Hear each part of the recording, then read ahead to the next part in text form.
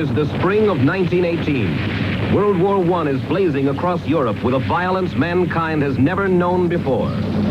For 2 million American soldiers, this war is their ordeal by fire. And a great burden rests on the shoulders of the man who leads them. In the past, he has fought Indians and Mexican bandits. But now he must lead American troops onto the battlefields of France in a conflict that will decide the course of world history.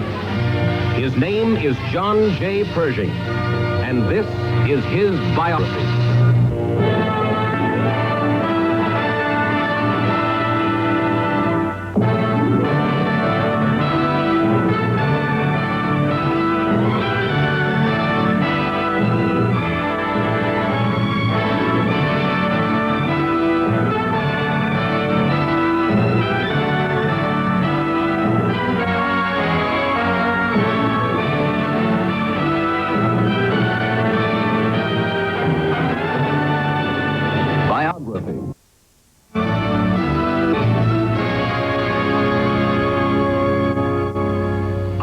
Wallace, and this is Biography.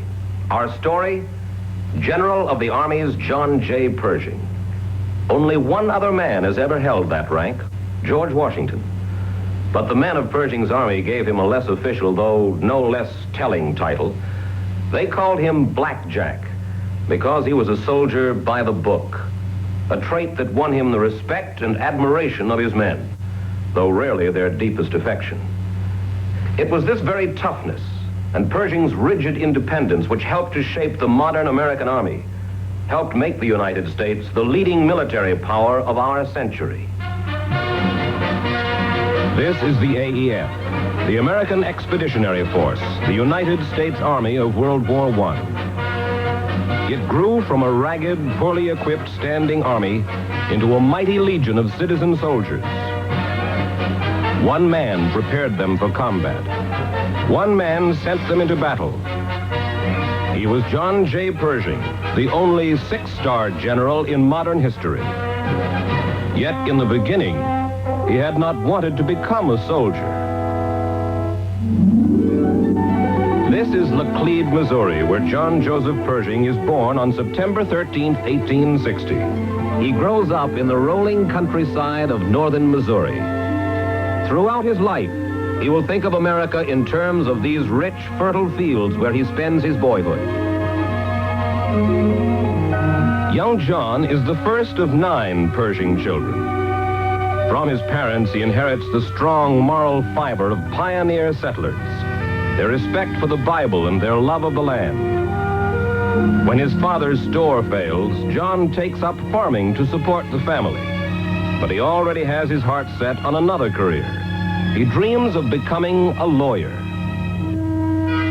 He's admitted to the U.S. Military Academy at West Point after winning competitive exams in his home state.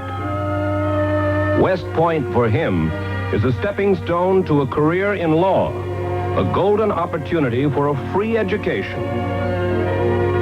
Cadet Pershing has no intention of becoming a career soldier. He is only a fair student whose most difficult subject is French. He gets his best grades in military studies. And he becomes cadet captain in his senior year, the Academy's top military honor. On graduation day in 1886, John Pershing makes a critical decision. His law career is temporarily put aside. He decides to serve his term in the Army, feeling that he has a moral obligation to pay for his years of free schooling. Cadet Pershing becomes Lieutenant Pershing. Assignment, the United States 6th Cavalry. The Frontier Army of 1886 is made up of career troopers. Lieutenant Pershing quickly learns that an officer must be a ramrod to enforce discipline among these troopers. 9 years later, he's assigned to the University of Nebraska as an instructor of military studies. In his spare time, he finally earns his prized law degree. But he slowly realizes that the Army has become too much a part of him to quit now. For John Pershing, this is the real beginning of his career as a soldier. 18 1898, the battleship Maine explodes and sinks in Havana Harbor. The nation is swept into war with Spain. A handful of regular Army soldiers begins the invasion of Spanish-held Cuba, and Lieutenant John Pershing is among them. So is Colonel Theodore Roosevelt, leading his famous volunteers, the Rough Riders. The adventurous colonel and the young lieutenant are friends. They fight together in the decisive battle for San Juan Hill. He returns to Washington for staff duty in 1903. He meets and marries Helen Frances Warren. It is the first of two important events for Captain John Pershing. Theodore Roosevelt is America's dynamic chief executive. Disgusted with an Army promotion system that stifles young officers, he rocks the military world in dramatic fashion. Selecting a deserting officer, he promotes the man from the rank of captain to the rank of brigadier general. The man he chooses, John Pershing. From obscurity, Pershing is lifted to the Army's top echelon. The man who didn't want to be a soldier is now a general. During his next 7 years in command of a Philippine garrison, his personal life is fruitful and happy. There are 3 children in his family and a 4th on the way. Recalled to the United States for special duty on the Mexican border, Pershing leaves his family in San Francisco. The Army is on alert. A bandit named Pancho Villa has been leading savage raids against Texas border towns. Villa calls himself a patriot, the defender of Mexican sovereignty. But in reality, he's a vicious outlaw. There seems to be no way to stop Villa. His men loot, burn, and plunder frontier towns, and then slip back to the safety of Mexican territory.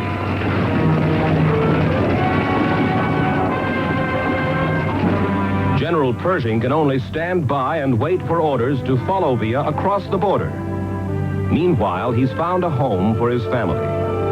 They're due to join him in just 1 week, when suddenly his wife and 3 of his children die in a fire that sweeps their home. Only his infant son survives. The shock of this tragedy nearly destroys Pershing. He is a changed man, withdrawn from the people around him. He hides his grief behind a cold, impersonal mask. His hair turns white almost overnight. At this moment, word comes from Washington. General Pershing is ordered to chase, find, and capture Pancho Villa. It is the beginning of a hopeless goose chase through the mountains and deserts of Mexico.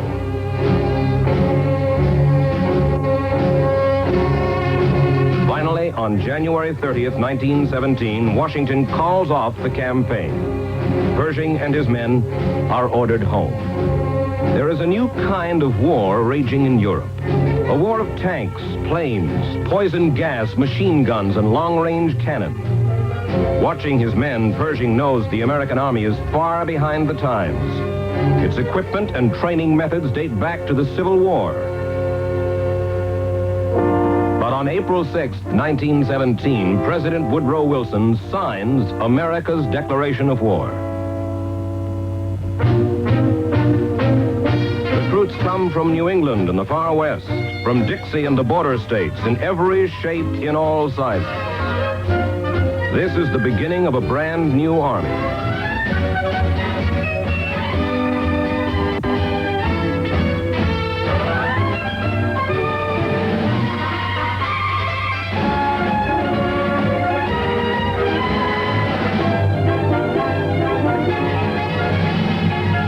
Recruits rehearse for battle with wooden rifles. An army lacking tanks and machine guns gives its men lessons in the rules of good sportsmanship.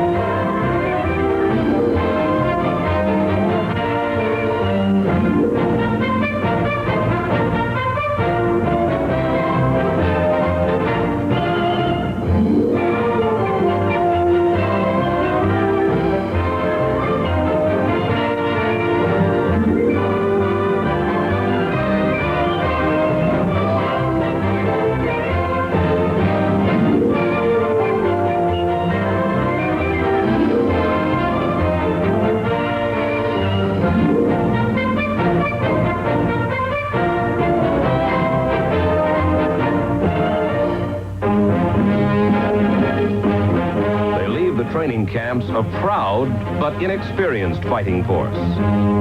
Whatever terror war holds is swept aside by the stirring send-off of an aroused nation.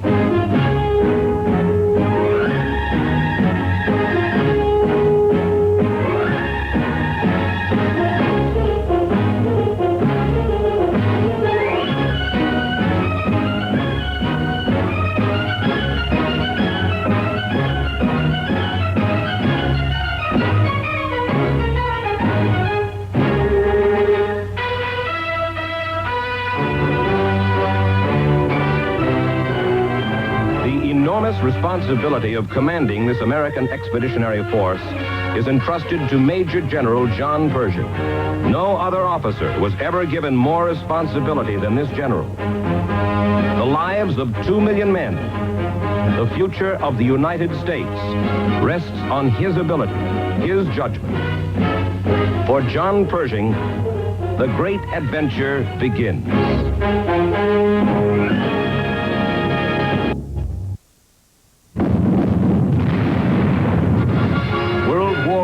Is in its third year. The exhausted armies of France and England grimly battle the Germans in a deadlocked combat.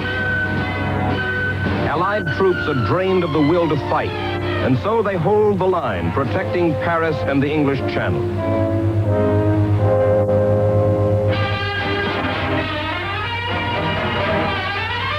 American troops arriving in France bring new life, new spirit to a shattered continent. The mere sight of these fresh new troops gives the French people renewed hope.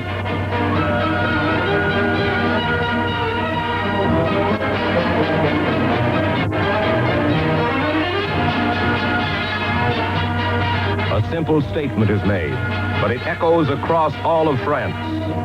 Lafayette, we are here.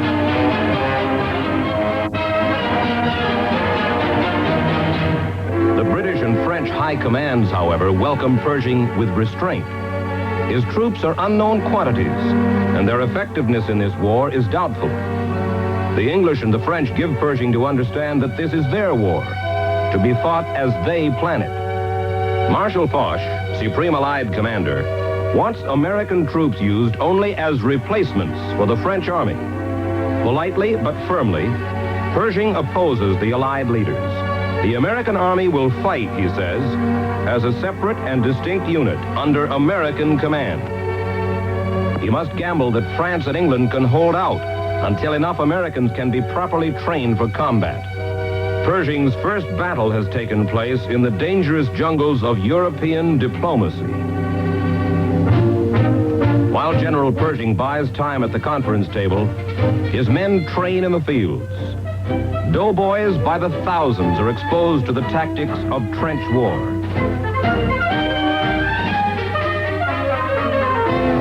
They are taught to defend themselves against the silent threat of poison gas. They must become experts with the new weapons of World War I.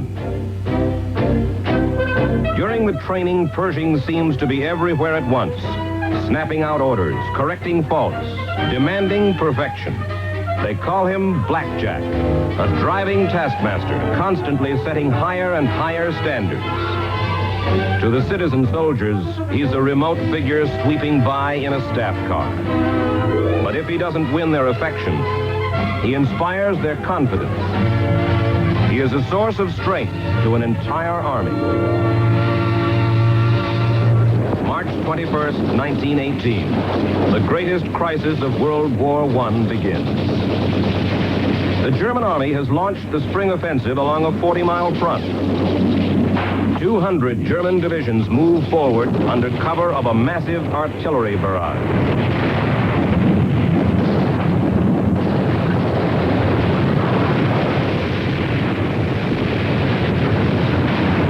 The Allied front cracks, and the Germans sweep for Paris. Pershing offers a few American units to help stem the tide. They fight under the command of British and French officers. Cantigny, Belleau Wood, Chateau Thierry. Through the spring of 1918, American troops distinguished themselves in the lines.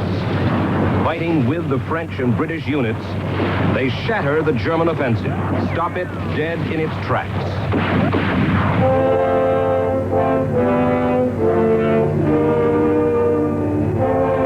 General Pershing now offers Marshal Foch the support of the entire American army, but there is no reply. Foch refuses to believe Pershing's army is capable of holding its own.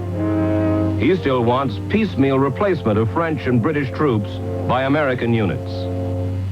Without the consent of Marshal Foch, Pershing takes matters into his own hands. He announces to the world that the American army is ready for war. Foch has no choice, and he reluctantly accepts Pershing's offer. Pershing tells his army, Germany can be beaten, Germany must be beaten, Germany will be beaten. It is the war cry of an American army, going to battle under American command. Pershing commits the power of his nation to the hardest fighting of World War I. His army will attack the German salient at Saint-Mihiel, the major roadblock to an Allied victory. September 22nd, 1918, the doughboys move up to the forests of the Argonne.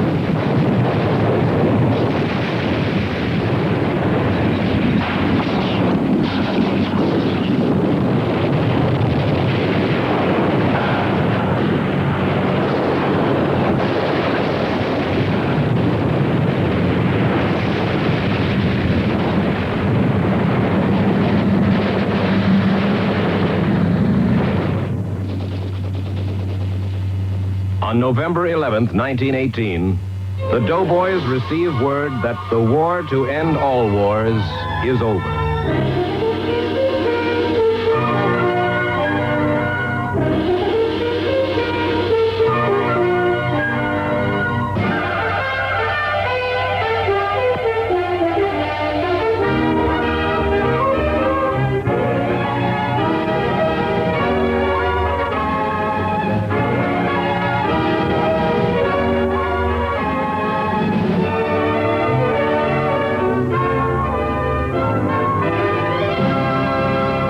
President Wilson arrives in Europe to sign the peace treaty. Pershing's success has earned the nation a voice in post-war planning. For this, he wins the gratitude of the president and of the entire country.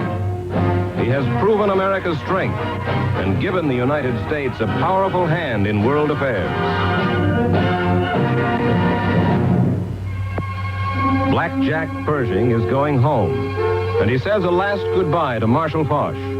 Between them is a bond of respect and admiration, a bond that goes beyond political intrigue and rivalry.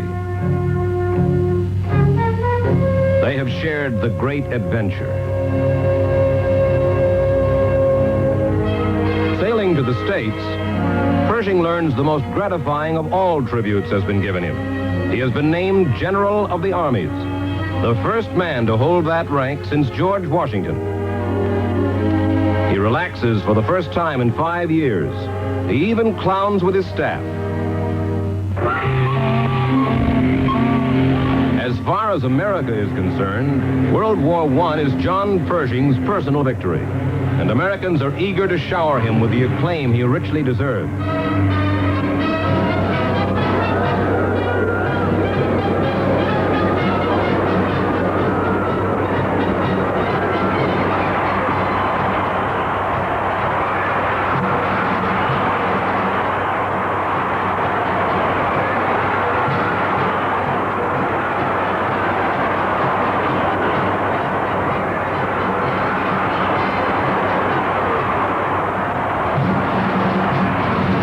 His homecoming troops down the main boulevards of the United States.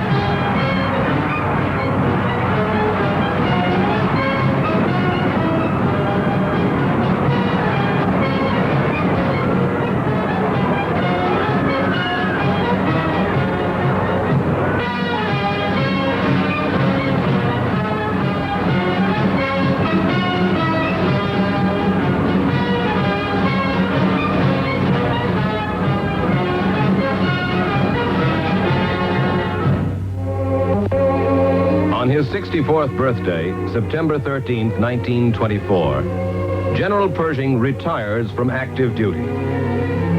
He has repaid the nation many times for the free education he received at West Point 40 years before. The farmer, lawyer, soldier, and general now becomes a world traveler, living out the autumn of his life. He returns to Europe each year to pay tribute to his soldiers, to recall the memories of incredible valor, and to remind the world of the terrible price of war.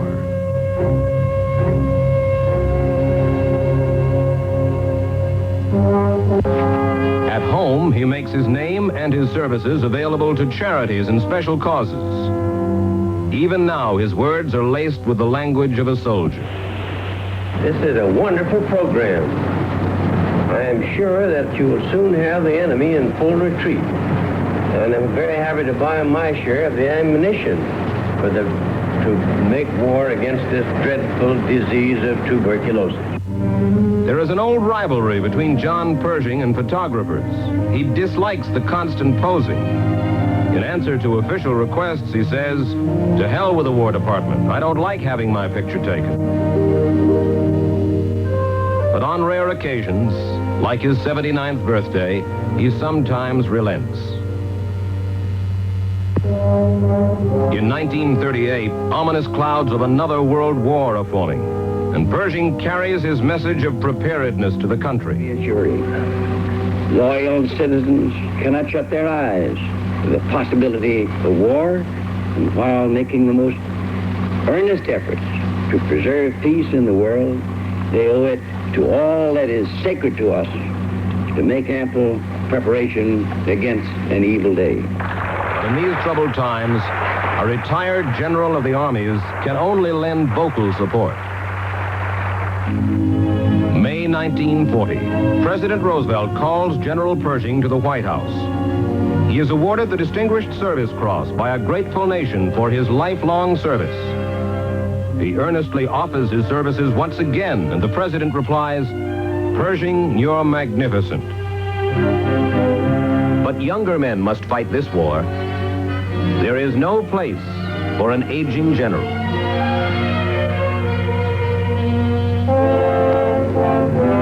On July 15th, 1948, John Pershing dies in his sleep at the age of 88. His body lies in state in the Capitol Rotunda in Washington. Generations who know him only as a legend join his men, his veterans, to offer a last salute.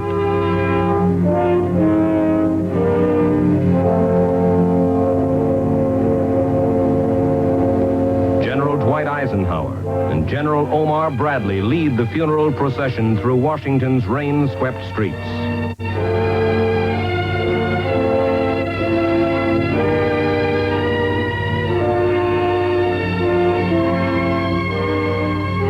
General of the Army is John J. Pershing. His name will always stand for the finest in American military tradition.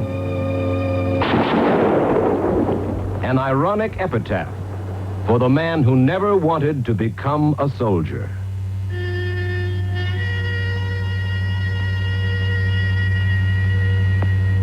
John J. Pershing was a tough and leathery man, a proud and independent soldier, the determined leader of a powerful fighting force. But he had foresight, too, and he helped to shape America's concept of a strong peacetime military establishment, dedicated not to making war, but to keeping peace. Mike Wallace for Biography.